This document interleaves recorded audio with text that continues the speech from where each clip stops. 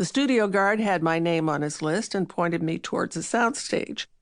I waited for the red light outside, which meant keep out, to stop spinning. It stopped. A bell rang, and I walked into a huge cavern. Cameras, lights, cables on the floor, ceilings as tall as skyscrapers, and catwalks everywhere you looked. At the far end of the stage, I saw a small set. It was up on a rolling platform about 2 feet off the ground. And it was an office, a desk, one chair, a filing cabinet, and a door. The stagehands were securing it under the spotlights. Mr. Leroy came over to me and introduced himself. "Glad you could make it, Carol. We just have a small scene to do before we break. Shouldn't take long." He motioned me to a chair out of the way and then yelled, "Okay, let's go for one."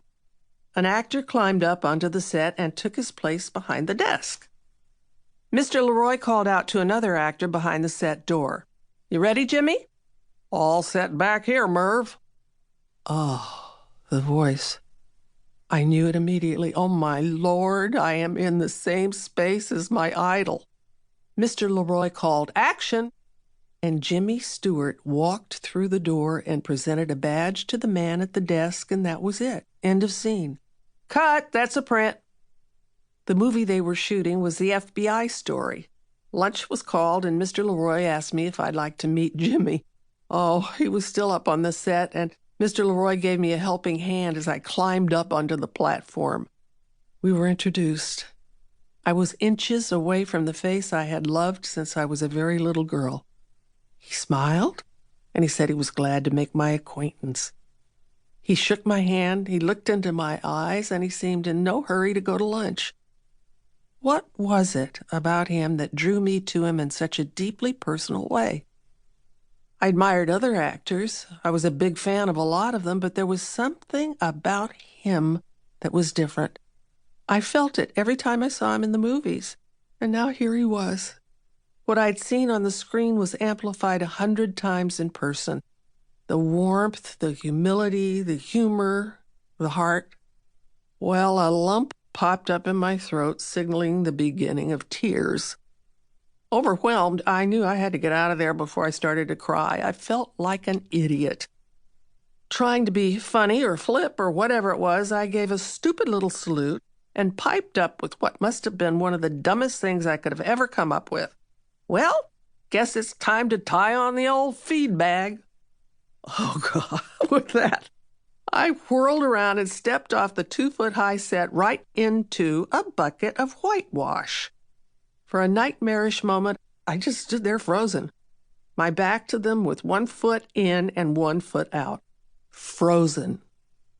Not wanting Jimmy Stewart or Mervyn Leroy to realize that this was an accident, I decided to head for the door, hoping, praying, they'd think that I'd done this for a laugh. I didn't look back. I proceeded to drag that bucket, my right foot still in it, clear across the soundstage, about 5 miles. The whitewash was squishing away in my ruined shoe, making gurgly sounds accompanied by the scrape of the bottom of the bucket on the floor. Squish, gurgle, scrape, squish, gurgle, scrape. I didn't hear any laughter.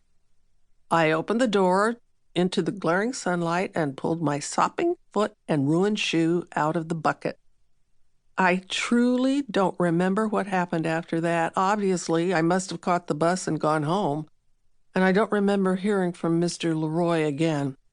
But wait, there's a happy postscript. Years later, I had a successful TV show on the air, which my husband, Joe Hamilton, produced. Hollywood's a small town, and my husband and I got to know Jimmy Stewart and his beautiful, terrifically funny wife, Gloria, through mutual friends, and we developed a close relationship.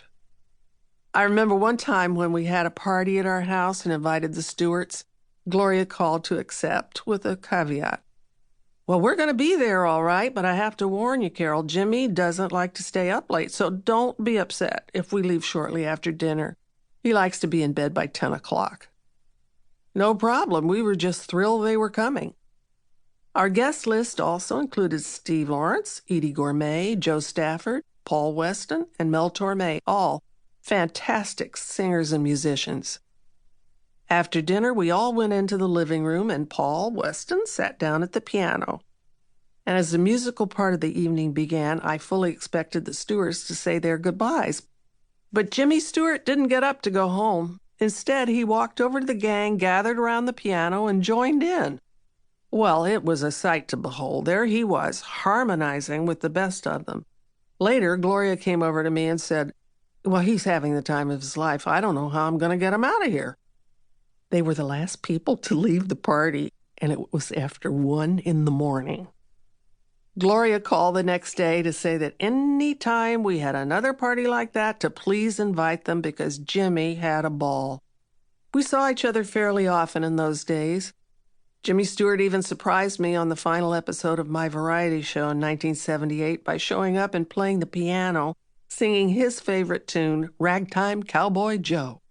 A few years later, in December 1983, I was thrilled to be in the television segment that saluted him at the Kennedy Center Honors. I sang You'd Be So Easy to Love, which he had sung to Eleanor Powell in the 1930s movie musical Born to Dance. Afterward, he sent me the sweetest note. "Dear Carol, we had a fine Christmas, and the best Christmas present I got was you coming all that way to D.C. to sing to me at the Kennedy Center. Bless your heart. All my love, Jimmy." That note is framed on my desk at home. Jimmy returned the favor a few years later when I was being honored by the Variety Club. Again, he surprised me. He pulled up a stool, held my hand, and sang You'd Be So Easy to Love right back to me. Oh, as you can imagine, it was a moment I will cherish forever.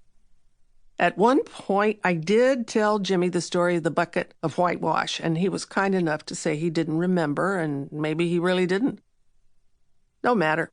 I got a laugh out of him when I told him about it, even if it was years later. I will always feel like Jimmy Stewart was a part of me.